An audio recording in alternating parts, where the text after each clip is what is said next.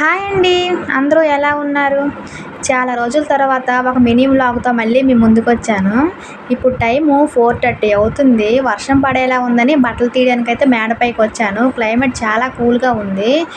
ప్రతిరోజు tiffin section బయట అయిపోతుందని ఈరోజైతే తొక్క మినపప్పు నానబెట్టుకున్నాను. ఈ మినపప్పు కడిగేసి దీని పొట్టంతా తీసేసి గ్రైండర్ ఏసుకున్నాను. ఈ గ్రైండర్ నలిగేలోప చాలా పని చేసుకోవచ్చు. కానీ నాకు ఇలా గ్రైండర్ వేసినంత సేపు నేను గ్రైండర్ దగ్గరే కూర్చుంటాను. ఇంకో విషయం ఏంటంటే మాకు టిఫిన్ సెక్షన్ ఎక్కువ ఉదయం కంటే మాకు సాయంత్రమే ఎక్కువ.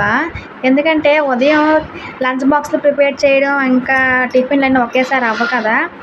అలాగే మధ్యాహ్నం తిన్న గిన్నెలు, పిల్లల లంచ్ బాక్స్‌లన్నీ తోమేశాను. ఎప్పటివప్పుడే చేసుకోవాలనిపిస్తది. కానీ ఈరోజు బద్ధకించేశాను. మా ఇంటెలిజెంట్ స్టూడెంట్ వర్షం పడుతున్నా సరే ట్యూషన్ దిగబెట్టామని ఒకటే మానం చేసాము.